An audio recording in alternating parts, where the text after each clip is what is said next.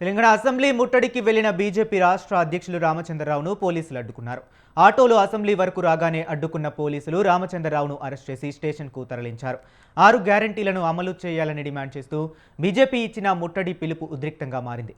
ఒక్కొక్కరిగా వస్తూ బీజేపీ శ్రేణులు అసెంబ్లీ లోపలికి వెళ్లే ప్రయత్నం చేశారు. ఇక ఇదే అంశానికి సంబంధించి అసెంబ్లీ దగ్గర నుంచి మరిన్ని వివరాలు మా ప్రతినిధి విశాల్ అందిస్తారు. నాయకులు ఇచ్చిన ముట్టడి పిలుపుతోటి అసెంబ్లీ గేట్ దగ్గర అసెంబ్లీ పోయే రూట్లో కూడా ఉద్రిక్త పరిస్థితులు కొనసాగుతున్నాయి. ముఖ్యంగా 6 గ్యారెంటీలను అమలు చేయాలి, అదేవిధంగా ప్రభుత్వ వైఫల్యాలను ఎత్తి చూపాలన్న ఉద్దేశంతో బీజేపీ నాయకులు ఈరోజు అసెంబ్లీ ముట్టడికి పిలుపునిచ్చారు. రాష్ట్ర అధ్యక్షుడు రామచంద్రరావు సైతం అసెంబ్లీ ముట్టడికి ప్రయత్నిస్తే పోలీసులు అదుపులోకి తీసుకొని స్థానిక పోలీస్ స్టేషన్ తరలించారు. ప్రస్తుతం ఇంకా అసెంబ్లీ వెళ్లే రూట్లో ఇంకా బీజేపీ నాయకుల నిరసన కొనసాగుతూనే ఉంది. ముఖ్యంగా రాష్ట్రంలో ఎన్నికల హామీలను అమలు చేయాలని కూడా వాళ్ళు నిరసన తెలుపుతూ వస్తున్నారు. ఇక బీజేపీ ఈసారి ఈ ముట్టడికి కొంత వ్యూహాత్మకంగా ప్లాన్ చేసి విడతల వారీగా ముట్టడికి వస్తున్నారు. అంటే సాధారణంగా ముట్టడిలు అంటే ఒకేసారి పెద్ద ఎత్తున వస్తుంటారు, కానీ బీజేపీ మాత్రం ఒక వ్యూహంలో భాగంగా విడతల వారీగా వస్తూ పోలీసుల అటెన్షన్ డైవర్ట్ చేయాలంటే ఈ ప్రజా సమస్యలను ప్రభుత్వం దృష్టికి తీసుకెళ్లాలంటే విడతల వారీగా వస్తే కొంత మీడియా అటెన్షన్ అవుతుంది, మీడియా అటెన్షన్ తోటి ప్రభుత్వం దృష్టికి వెళ్తుందని కూడా బీజేపీ నాయకులు భావించారు. అందులో భాగంగానే ఈరోజు ఉదయం నుంచి కూడా బీజేపీ నాయకులు ఒక్కొక్కరిగా ఇక్కడికి ముట్టడికి వచ్చే ప్రయత్నం చేస్తూ ఉన్నారు. వచ్చిన వారిని వచ్చినట్టుగా పోలీసులు అదుపులోకి తీసుకొని స్థానిక పోలీస్ స్టేషన్లకి పంపిస్తూనే ఉన్నారు. ఇక కొంతమంది నేరుగా అసెంబ్లీ లోపలికి వెళ్లే ప్రయత్నం చేసినప్పుడు కొంతమంది కింద పడ్డారు. వాళ్ళని కూడా బీజేపీ నాయకులందరినీ కూడా బీజేపీ నాయకులని అదుపులోకి తీసుకొని వాళ్ళని స్థానిక స్టేషన్లకు తరలిస్తున్నారు. ఎప్పటికైనా అంటే బీజేపీ ముఖ్యంగా ఈ నిరసనతో తెలుపుతున్నది ఏంటంటే మొత్తం రేవంత్లో పోలీసుల రాజ్యం నడుస్తుంది, దోపిడీ రాజ్యం నడుస్తుందంటే వాళ్ళు పెద్ద ఎత్తున నినాదాలు చేస్తున్నారు. ముఖ్యంగా 6 గ్యారెంటీలను అమలు చేయాలి, 6 గ్యారెంటీలను అమలు చేసేంత వరకు కూడా తాము ఇలాగే నిరసనలు తెలుపుతున్నామని కూడా అంటున్నారు.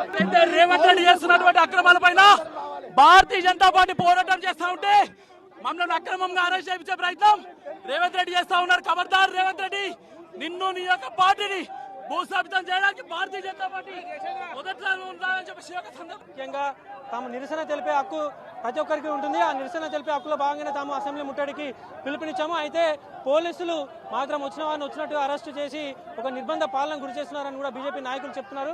మనం విజువల్స్ లో కూడా చూసుకోవచ్చు. ఇప్పటికే ఇలాంటి బస్సులు ఒక 5-6 బస్సులు ఇప్పటివరకు కూడా ఈ నిరసనకారులను అదుపులోకి తీసుకొని స్థానిక పోలీస్ స్టేషన్లకు తరలించారు. ముఖ్యంగా బీజేపీ నాయకులు చెప్తున్నది ఒకటే, నాయకులు చెప్తున్నది ఒకటే, అంటే ఈ 6 గ్యారెంటీలను అమలు చేయాలి, ఎన్నికల హామీలను అమలు చేసేంత వరకు మనం ఇలాగే నిరసన తెలుపుతున్నామని. అంటే చెప్పండి, ఎందుకు అంటే ఇట్లా ముట్టడిలు చేస్తే 6 గ్యారెంటీలు అమలు అవుతాయంటారా? డెఫినెట్గా ఇప్పుడు అసెంబ్లీ ప్రజాస్వామ్యంలో అసెంబ్లీ ఒక దేవాలయం లాంటిది. ఈ అసెంబ్లీలోనే ఆయన దృష్టికి తీసుకొచ్చే ప్రయత్నం చేస్తూ ఉన్నాం. ఇక ఇక్కడ కాకపోతే ఎక్కడ చేయాలో చెప్పండి. ఇవాళ ఈ ప్రభుత్వం ఇక్కడ దాకా అసెంబ్లీ ముట్టడి దాకా మేము వచ్చినామంటే ఇవాళ రైతులు పడుతున్న కష్టాలను చూసి కదా, ఫీజు రీంబర్స్మెంట్ లేక విద్యార్థులు పడుతున్న కష్టాలను చూసి, ఇవాళ బీసీలకు 20,000 కోట్లు సప్లాన్ నిధులు అన్నాడు, ఇంత నిరుద్యోగ భృతి లేదు. ఇవాళ ఏ వర్గం అని చెప్పమంటారు? ప్రజా పరిపాలనలో ప్రజల కోసం ఏమేమైతే నువ్వు హామీలు ఇచ్చినావు, కనీసం నువ్వు చేస్తానని గ్యారంటీ కార్డు ఇచ్చినావు, నిన్ను నమ్మరని చెప్పి ఒక గ్యారంటీ కార్డు కూడా ఇచ్చినావు, అది చెల్లకుండా అయింది ఈరోజు. అందుకనే ఈరోజు నువ్వు ఇచ్చిన హామీలే నిన్ను తప్పకుండా కొంపముస్తే కేసీఆర్ గారి కన్నా నిరంకుశ వైఖరి. ఇవాళ నువ్వేమన్నావు, అప్పుడు ఉన్నటువంటి హిట్లర్ ప్రభుత్వాన్ని ప్రజలు దించుకున్నారు. ఇవాళ నువ్వు దాన్ని మించిన పరిపాలన చేస్తున్నావు. నిన్ను దించడం పెద్ద కథ కాదు ఇవాళ. కాబట్టి నువ్వు ఒకటే, ఇప్పటికీ నన్ను బుద్ధి తెచ్చుకో.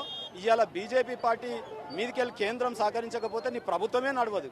కేంద్రం కనుక సహకరించకపోతే ఈ ప్రభుత్వానికి నూకలు చెల్లిపోతాయి.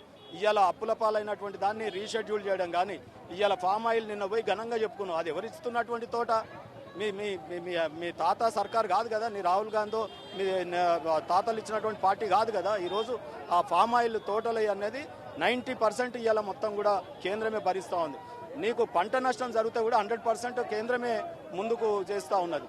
సో ఈ రకంగా రైతులని, విద్యార్థులని, మహిళల్ని, ఉద్యోగస్తులని, అన్ని వర్గాలని ముంచుతున్నటువంటి ఈరోజు ఆ హిల్ట్ పాలసీ అని చెప్పినాడు. ఇండస్ట్రియలిస్టులు సరిగా పని చేసుకోలేకపోతున్నారు, ఎప్పుడు షిఫ్ట్ చేస్తారో తెలియట్లేదు. ఇవాళ మూసీ పేరుతో మూసీ నది వెంబడి అందరూ కూడా గుడిసెలు. ఈ రకంగా అన్ని నిర్బంధ వైఖరిని నిరసిస్తూ ఈరోజు మేము ఇక్కడ అసెంబ్లీ ముట్టడి చేశాం. రైట్. ముఖ్యంగా కాంగ్రెస్ ప్రభుత్వం అంటే విద్యార్థులని పట్టించుకోలేదు. ముఖ్యంగా ఫీజు రియంబర్స్మెంట్ బకాయిలు ఉన్నప్పటికీ కూడా వాళ్ళని విడుదల చేయడం లేదు. అదేవిధంగా ఆసరా పెన్షన్లు ఇవ్వడం లేదు. ఇలా ముఖ్యమైన సంక్షేమ పథకాలన్నింటినీ కూడా ప్రభుత్వం పట్టించుకోవట్లేదు లేదు. కాబట్టి తాము ఈరోజు రోడ్డెక్కాల్సిన పరిస్థితి వచ్చిందని బీజేపీ నాయకులు చెప్తున్నారు. ఇంకా బీజేపీ నాయకుల ముట్టడి కార్యక్రమం అనేది ఇంకా కొనసాగుతుంది. వచ్చిన వారిని వచ్చినట్టు కూడా పోలీసులు అదుపులోకి తీసుకొని స్థానిక పోలీస్ స్టేషన్లకు తరలిస్తున్నారు. కెమెరామెన్ విజయ్తో విశాల్, స్వతంత్ర టీవీ.